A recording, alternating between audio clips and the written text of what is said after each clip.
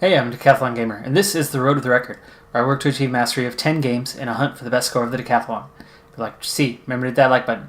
If you want to see more, hit subscribe. Let the games begin. This is Draft Day Sports, College Basketball 2019. We're into episode number 16 now, as we continue moving along.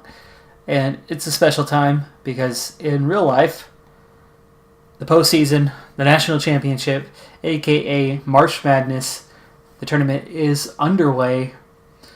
At the time that you're watching this, we are, if you're watching it just after release, we're entering round 2 of the tournament with those games just getting started. However, for me at time of recording, I'm recording it the evening before, trying to keep it as close as I can. But time-wise, I'm going to actually be heading out of town for just a couple days for the weekend, and I'll be back. So no missing on recording, but I need to get that posted before I go. Anyway, so with tournament going on, I'll be talking about the tournament as we continue on with our journey. So where are we at? Well, if you watched last episode to its entirety, you'd see that we got knocked out, unfortunately, to the same NCAA tournament as to what's going on in real life right now. Much too early, considering our high rank, our 27-3 record entering. Very sad to go down in that first round. But we did. So here we are. We are on to award winners.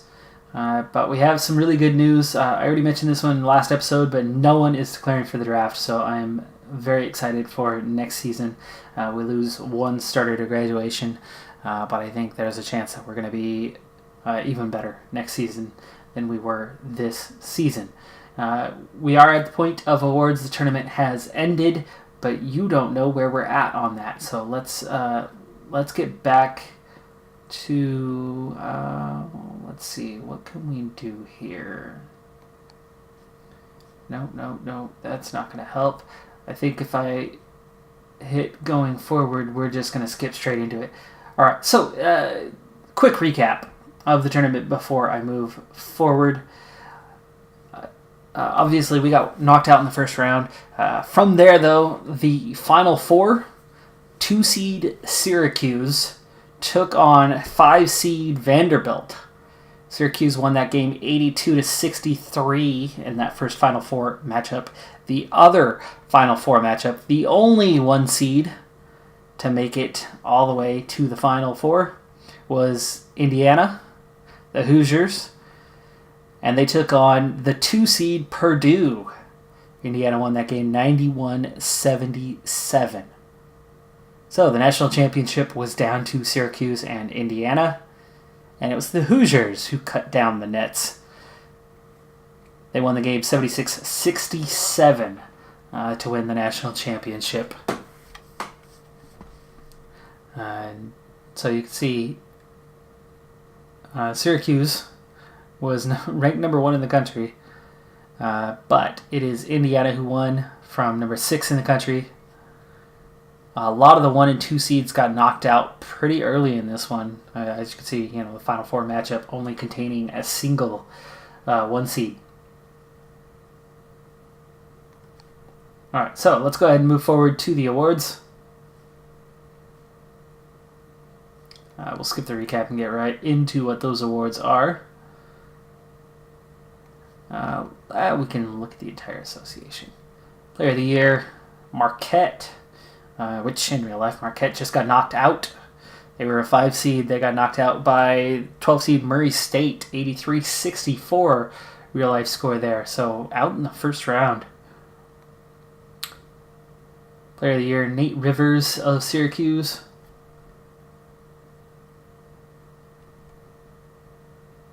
Daniel Street of Indiana, most outstanding player. Freshman of the Year, Daniel Street of Indiana. So same guy. Okay, it is the same guy. I was going to say. Defensive Player of the Year, Jasper Gerhardt of Miami. Coach of the Year, Dana Altman at Syracuse. So Dana Altman of the Oregon Ducks was hired here in game by Syracuse. Led them to a 35-3 record to win Coach of the Year. First team All-American, Glauber, Rivers, of course, both of them there. Hughes, Watson of Villanova, and Houston's Brotherson.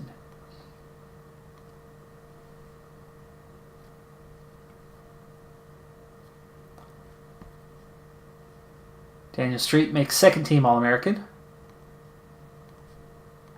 And let's go ahead and look at our conference. Oh man, what is it? H? Are we H? Yes, there we go. Player of the Year for Conference H, Clint King. Our freshman and returning freshman. I'm so excited by that. Player of the Year. Freshman of the Year, of course, goes to Clint King. No surprise there. Defensive Player of the Year, Clint King. Coach of the Year.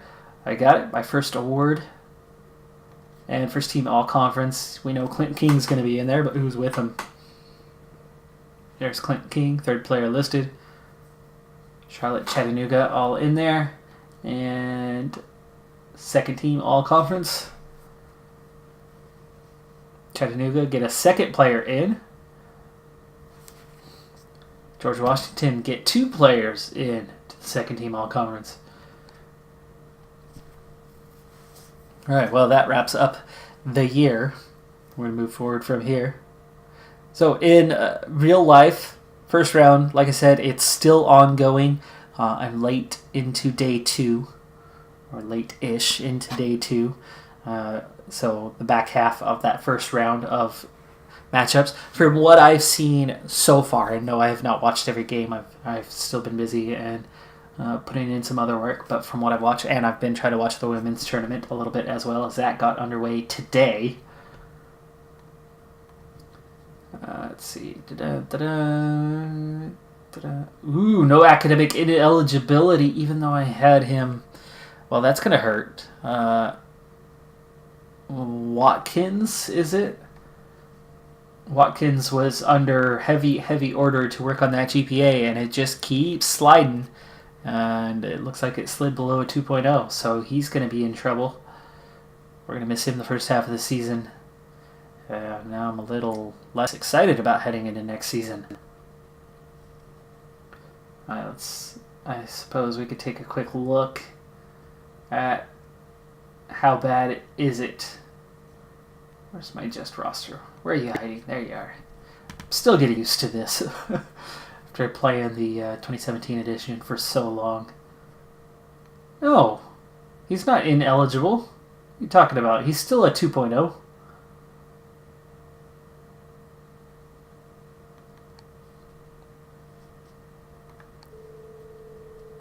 He's already on queue for the next 10 days. And I'm going to extend that further.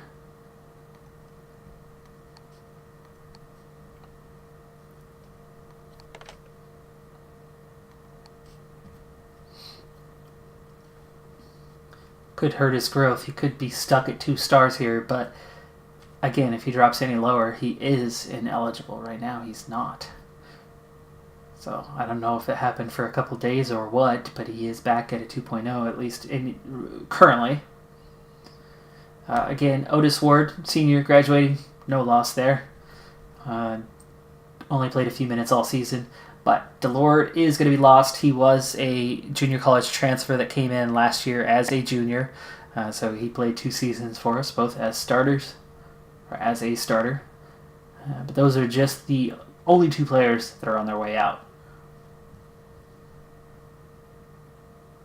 Alright, so we're on to job hiring, and it is not my duty to go out and look for a job, but we can take a quick glance and see Arizona looking for a new coach.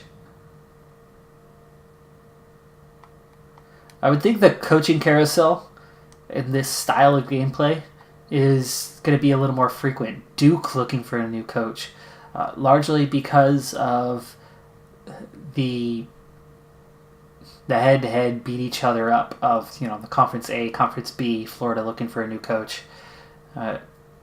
You struggle one season and all of a sudden you're out. Instead of being in a conference where you have 2, 3, 4 elite teams that beat up on each other, and 2 or 3 come out on top, and one of them struggles a little bit in a year, but still ends up say 4th place. Here you struggle a little bit, and you're in 14th, 15th, 16th place in your conference.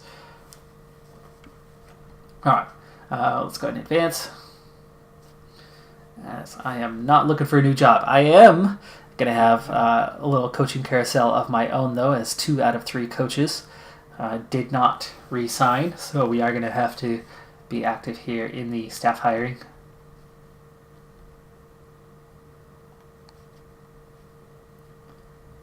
So again, first and third assistant are available for me. And let's see if I can actually... No, they're already gone.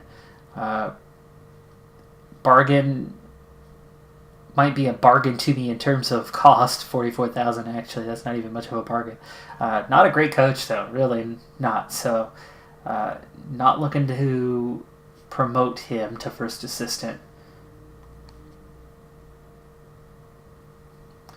Definitely going to be looking for some replacements now. Reputation's a good way to start. These guys have the highest reputation, and you can see they are definitely better across the board than Bargain, who's below 30 on average, slightly. These first 3, 4, 5 guys are all at or above 30. And I can find somebody who specializes if I want. Like, I can go after somebody who's recruiting, like Randy Peel here is a 49 on recruiting.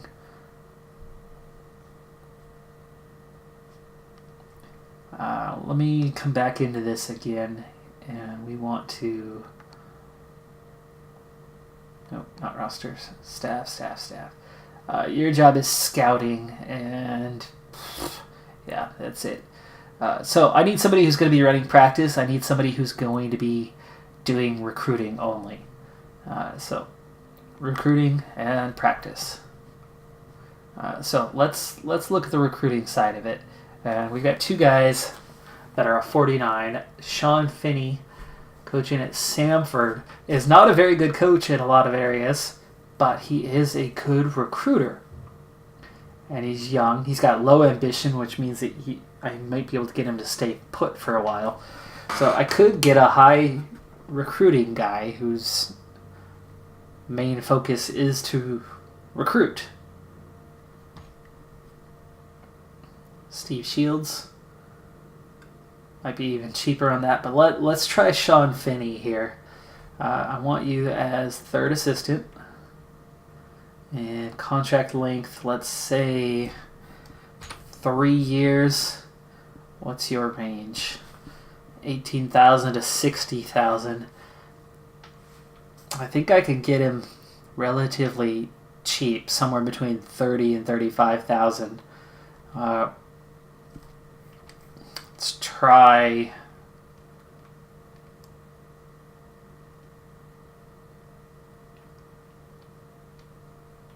Let's try 34,000. I think that 30 to 35 actually might be pushing it a little bit.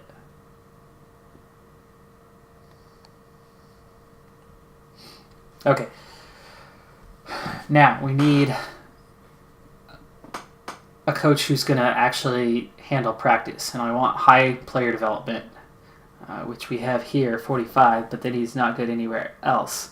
That next guy, Drew Adams, I think this was our high reputation guy, wasn't it? Offense, defense is pretty good. I like that he's a good defensive coach.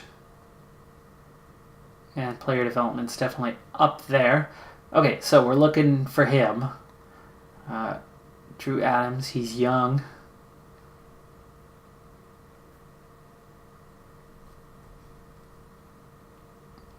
High ambition. 3 years. For him, his pay scale is going to be a bit higher. Could probably get him for 45. Let's try that, 45,000.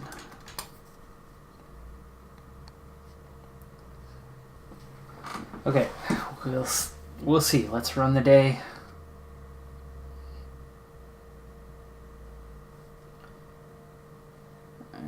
we have... Okay, neither one of them signed on.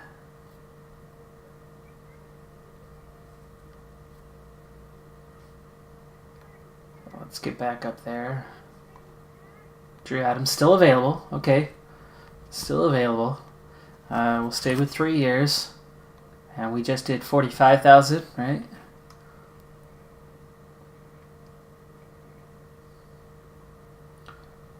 Try 49,000. Bring it up by 4, and then back to our recruiting guy. Is he still available? Yes, Sean Fitty is still available. We just tried, what was it, 34,000? Yeah, that offer's still in. Let's bump that up just a little bit, just a small amount, so 36,000 now. 3 years.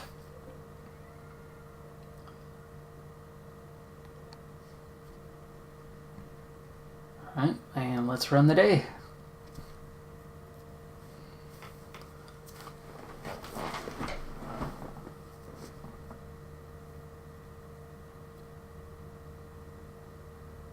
Still nothing new. Neither guy's signing on yet.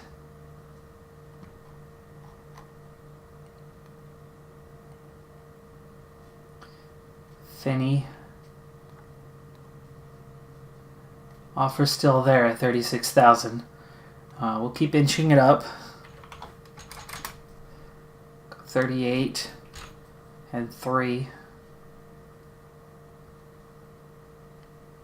Next time I might try a 2-year contract to see if that's what he's... But he's low ambition, so I would think more years would mean a good thing to him. Okay, now back to Drew Adams. Drew Adams is gone. Drew Adams signed elsewhere. Shoot. Drew Adams not available. Okay. Player development's a 33. Here it's a bit higher. Good offense. Not great on the defensive side, though.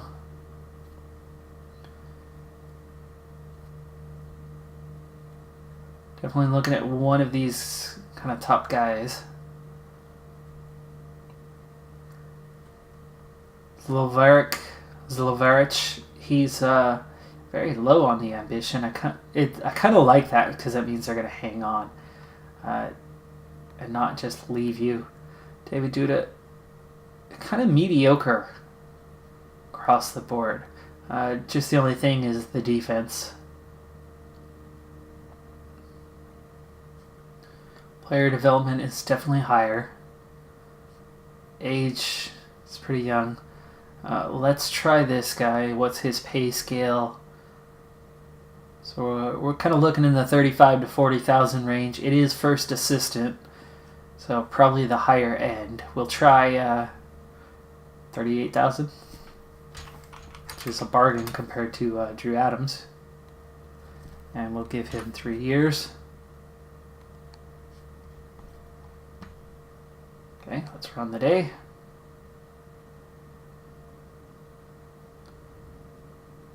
Okay, David Duda, the other one we were looking at but didn't offer, going to Ball State.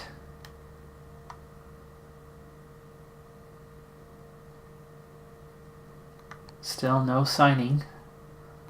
Here's Slavorich. Didn't like the deal. What did we do? 38. So we'll go 41,000. 3 years. Make offer. And on to the third assistant, Finney.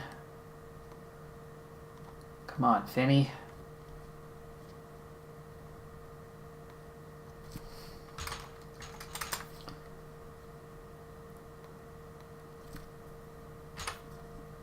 I was thinking maybe I should go down to 2 years, but with low ambition, I don't see why he would want a shorter contract.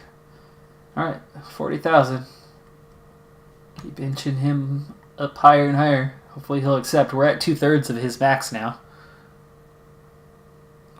Whoa. Sorry, my other monitor, I'm watching my Ducks play right now, second half against Wisconsin, up 7. They're a 12 seed, but they are a 12 seed that's won 8 straight games, including the Pac-12 tournament. All right, here we go. Here we go. Come on, come on. Come on, guys. Really?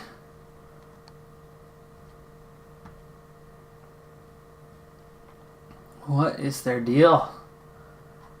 What is their deal? Why don't you want to sign? Let's bump it up a little bit more. 43,000. Getting nervous that we're going to run out of time here. I don't know how many days there's going to be, but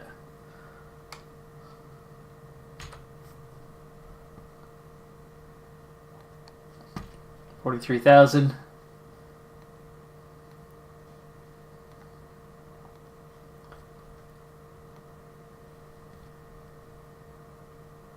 Slovarich. We'll go to 45,000 for him.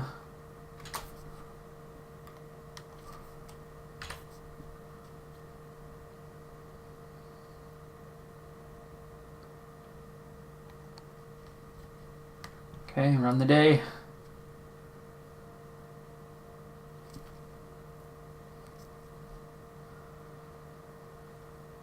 Still, neither of them signing on.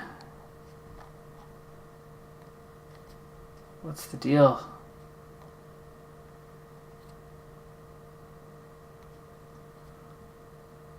What did we just offer? 44? 45? Go to 47,000.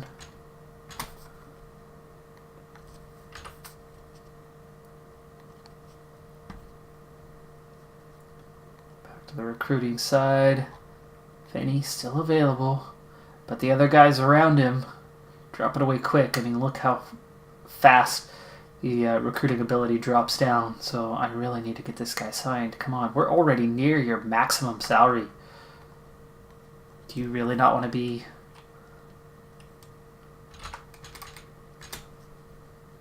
and a third assistant? Is that the issue?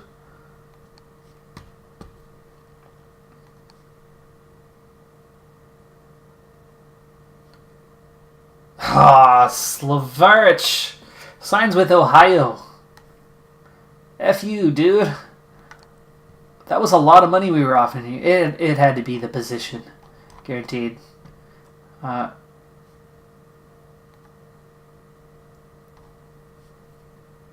no. It's Finney that's the third position. What am I talking about? Slovarich is the first.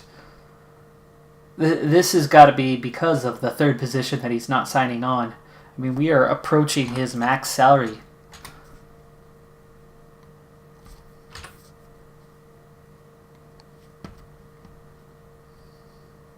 I mean, we could keep the offer as it is, and there's a chance he'll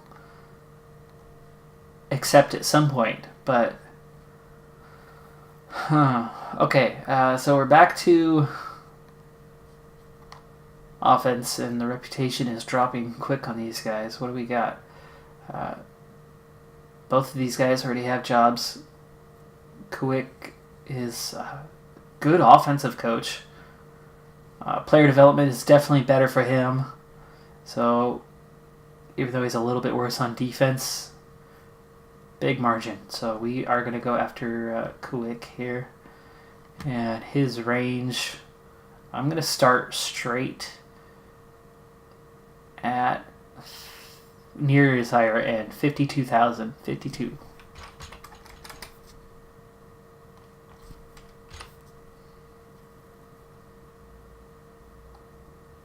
Very low ambition. He'd be easy to keep on, possibly.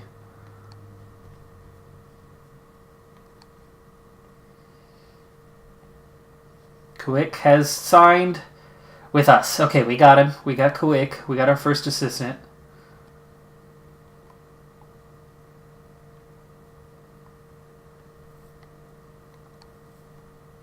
Is Fernandez just our recruiter now? And Finney, talking about a 10-point jump from him to Williams. and he's rejected our idea, our amount now. Oh, where did we just leave off? 46,000, something like that. Big bucks here for a third assistant who is really just a recruiter. Keep wondering if I should change the years, but change it to what? A low ambition guy would think changing to 2 years would be more preferable, but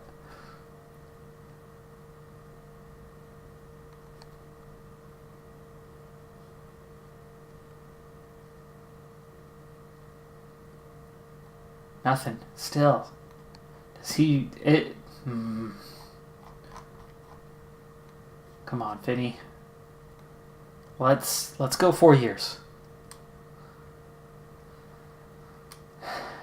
He's a good recruiter. I'm going to keep it at 50.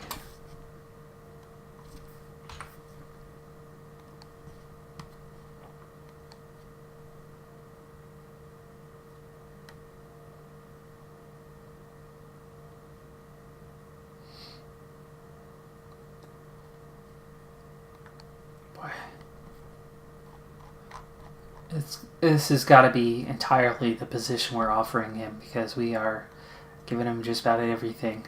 I'm going to go 52,000 and 2 years.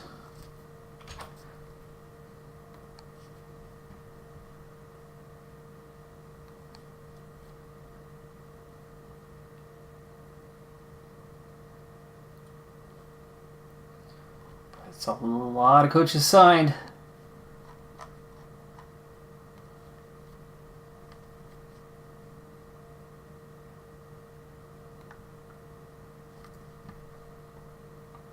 Thinking about moving on. Truly am. Somebody who's going to be more useful to us in other ways. Player development's higher, scouting's higher, defense much higher, offense a little bit lower.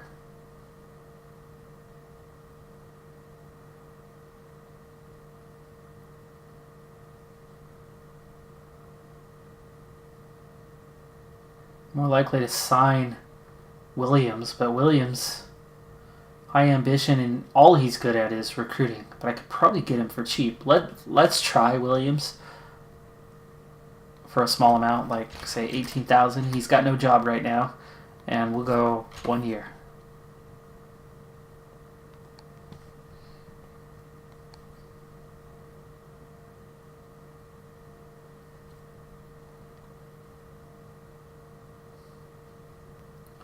And Williams takes the job. There you go. 10-point drop. Huge quality drop. But that's going to leave us with a ton of money left over. And with a 1-year deal, I can kind of go back to the drawing board next year and decide whether I want to keep him or move on to somebody else. But Finney, I wasn't willing to go any higher. I mean, we were already offering him 52,000. His max salary is 60K. It absolutely had to be, even though his ambition is low, he just didn't want to sign as a third assistant.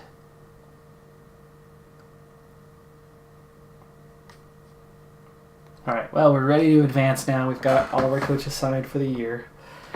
That took way longer, and probably the longest it's ever taken me. It's taken a while, a few times. I mean, it's not always easy to get a coach, especially when you have low prestige. You know, if you're Arizona, if you're Duke, you'll sign somebody fast. But not here.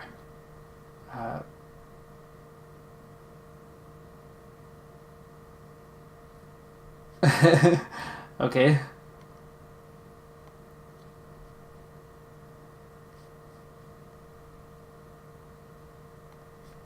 Alright, so meeting with the board, this is always one of those important things.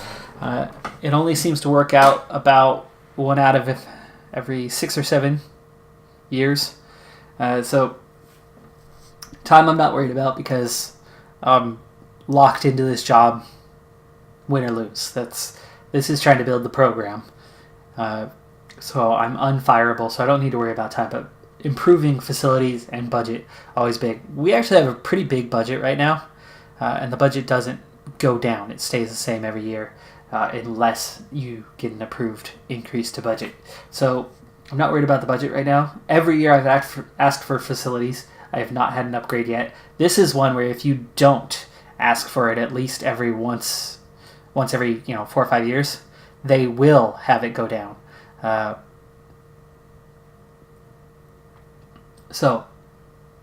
Because I still haven't gotten some sort of improvement, I continue to ask for facilities. Once I get one, then I'll change my focus to. And there you go. Request denied.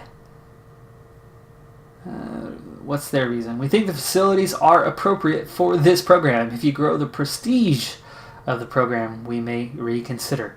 So, how we did as a team didn't help us. We need to have a higher prestige. Good to know.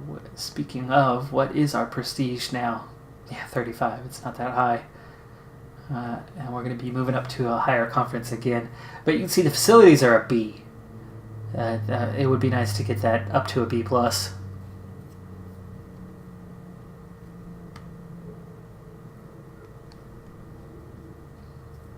Alright, so we move into the end of the year. Anyway, so back into the real-life tournament, which, again, is still ongoing. My Ducks lead 46-40 right now, with 11 minutes to play in the game. Their regional actually looks right now like the most vulnerable.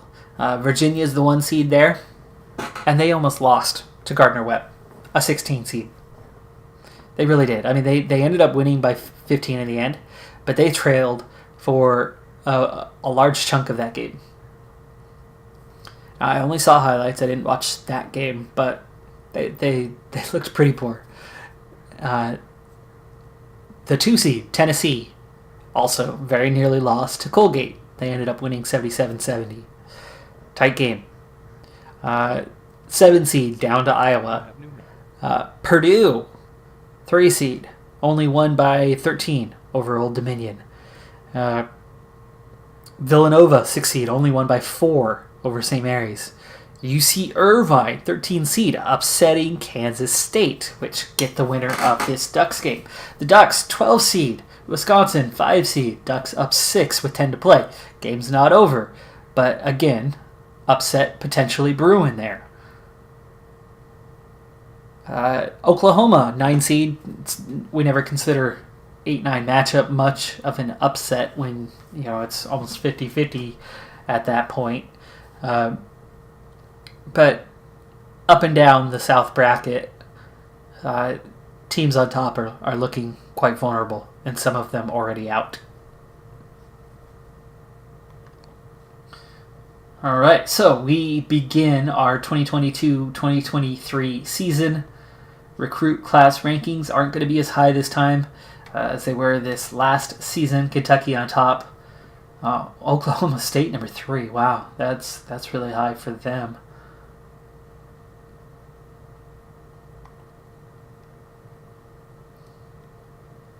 And I am outside of the top 50. Remember, I only had 2 players, and they weren't great. They were pretty good players, but not great. And I am well down the rankings this year. Have I missed my name? Or are we really this low? Holy cow. There it is. 168. 168. Last year, we were in the top 20 of recruiting class with only 2 players. By the way, 352. That's huge. That's a lot of teams. Okay, basketball budget, $177,000. 4 scholarships open for next year, so we're going to have a good amount of recruiting to do. Scheduling coming up. Scouting reports. No, I am not skipping the summer. I never do, never have. Okay, whatever.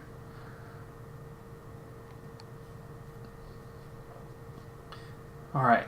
And as per, I have $63,000 left after paying the coaching salaries. So that big discount with our third assistant is quite evident, and we have more money to spend than what is normal.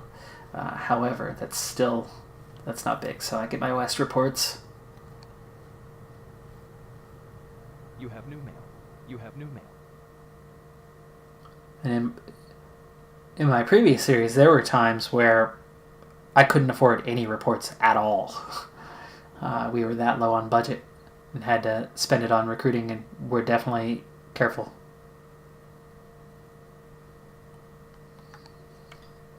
Players transferring. Okay, good. Nobody's transferring. So we can skip the transfer sessions.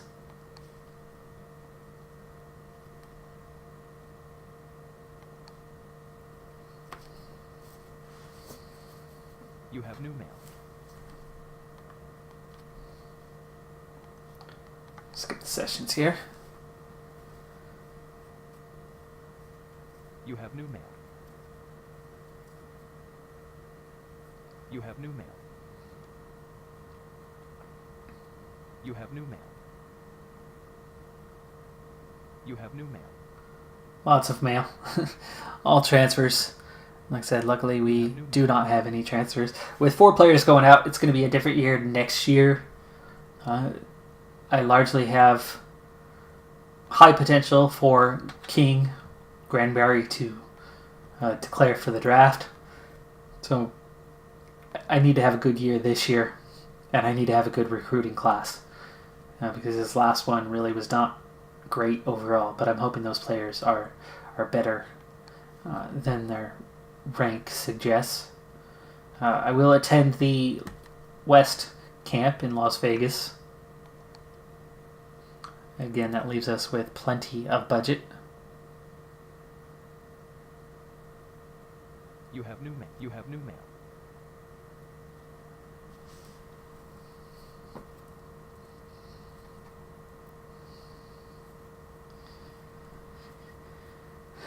Despite the quality, we don't find ourselves in the rankings, which doesn't surprise me considering our prestige and which division we're in. It's one of those they'll believe it when they see it things. So it's going to take a good solid record to get into the rankings. But team goals for the year: qualify for the NIT, win the conference tournament, win 15 plus games, no ineligibility, and improve the school prestige. So the board has high hopes as well for the team this season.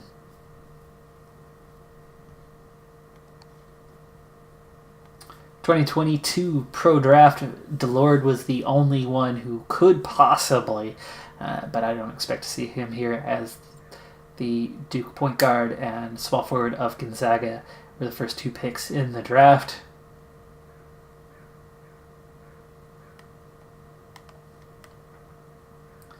And as expected, Delord goes undrafted.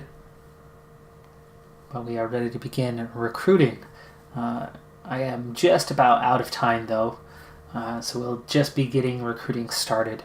And then the next episode should jump straight into the season from there. But in order to get recruiting going, which is starting now, I need to know what position to fill. So we're going to take a look at the roster. And sure enough, Ramey, GPA, despite warning after warning after warning, I suspended him for a while. I got him a tutor. I told him to study more. Senior year, and he is academically ineligible until the term is over. So until the end of December. So he's going to miss roughly half the season. And that sucks because that is our starting point guard, Edward Ramey. And you look up and down the rest, everybody's above 3.0 besides Reiner at 2.9. I mean, he's a full point below everybody else. So, looking at the roster, I need to replace, well, excuse me. Okay, so I've got Ramey going out, and that's going to leave me with 2 scholarship point guards. I might need one. Not necessarily, because I do have a walk-on there. Shooting guard, I have 2 on scholarship already, and that's absolutely. So, guaranteed I need a shooting guard.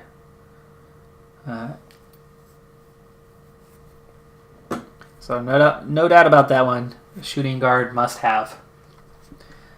Small forward. Reiner's a senior. He's going out. I don't have any replacements. And let's see, my walk-ons are both sophomores, redshirt sophomores. I redshirted my walk-ons for the first time ever. So I probably will want another small forward, especially as we are sophomore, junior, senior, meaning next year I'll have 2 upperclassmen. So I definitely need a small forward. Now I only have 2 power forwards now, Runyon and King. I very well could be losing both. I do largely expect that King is going to be a first-round draft pick at the end of this year. I was actually pretty surprised that he decided to stay for another season. So, I very well could need 2 power forwards.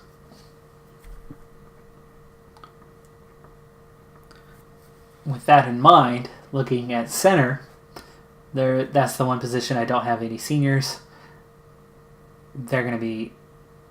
And Hampton very well could end up redshirting this year unless he comes in as an amazing player. Eric Wynn is my other true freshman, so he could be redshirting, but he might not be able to redshirt if Ramey is ineligible and I don't have the shooting guards to cover down. But Dixon could end up playing, depending on how good he is. So we'll see about that.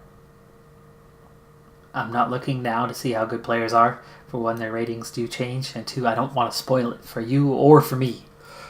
I tend to wait until we're partway into practices before I really take a look at that.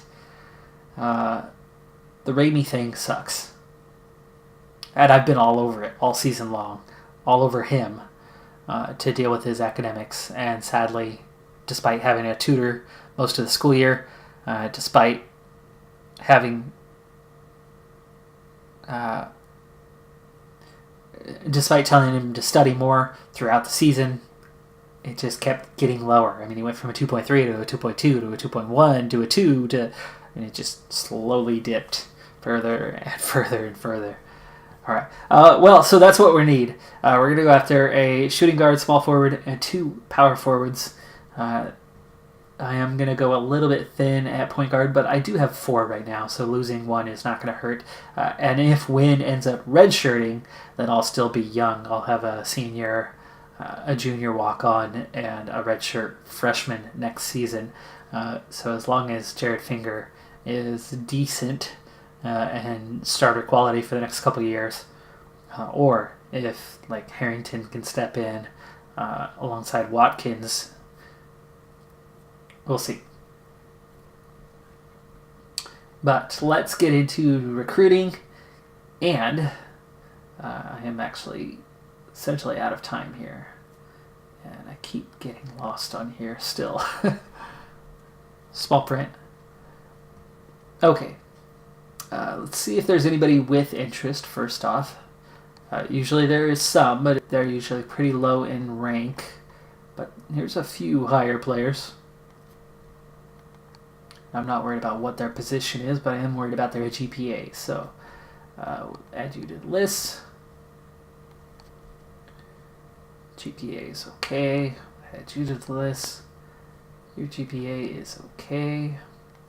Even though you're a point guard, we'll put you on the list. 571, that's kind of pushing it, but we'll take a look at you. Take a look at those 4 guys.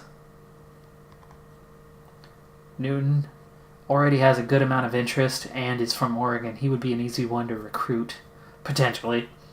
And even though he's a point guard, I am losing a point guard. So we'll take a look there. But I don't need a center. I don't need a point guard. From now on, I will search the West region.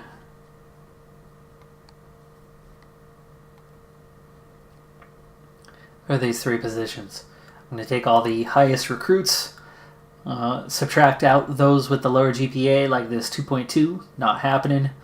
A 2.3 for a junior college transfer, not going to happen. So I'll pick through those. Pick those academic eligible guys. We'll get down to probably about 500 on the rankings, and then start getting through that list. That's going to give me about 25, 30 players. to do my recruiting on based on those 3 positions. Again, I'm going to need 2 power forwards.